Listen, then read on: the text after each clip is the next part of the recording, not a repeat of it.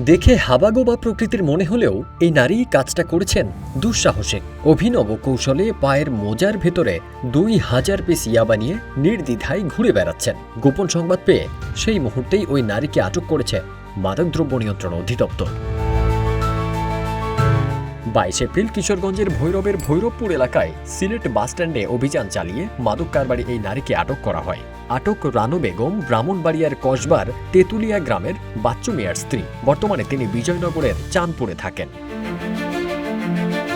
অভিযান সংশ্লিষ্ট সূত্র জানায়, অভিযানে আইনশৃঙ্খলা বাহিনীর উপস্থিতি টের পেয়ে ইয়াবা গোপন করার চেষ্টা করেন রানু। পরে তার বাম পায়ের কালো রঙের মোজার ভেতর থেকে স্কচ টেপে মোড়ানো একটি বড় প্যাকেট উদ্ধার করা হয়, যে প্যাকেটের মধ্যে আবার 10টি ছোট ছোট পলি প্যাকেটে প্রায় 2000 পিস ইয়াবা ট্যাবলেট মোড়ানো ছিল। সিলেট থেকে বিআরটিসি বাসে করে ময়মনসিংহগামী সেই বাসে করে আমাদের কাছে গোপন সংবাদ ছিল যে মাদক নিয়ে আসতেছে।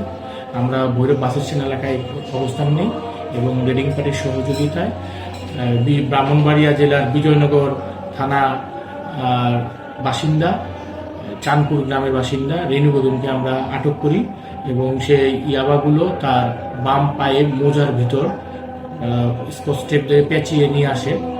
আমরা ওইখানে এটা উদ্ধার করি। আমাদের মাদকের বিরুদ্ধে যে অভিযান, সেই অভিযান অব্যাহত আছে। আমি ভৈরববাসীর সহযোগিতা কামনা করি এবং আসামির বিরুদ্ধে মাদকদ্রব্য নিয়ন্ত্রণ আইন 2018 এর সংশ্লিষ্ট ধারায় ভৈরব থানায় নিয়মিত মামলা দায়েরের প্রস্তুতি চলছে।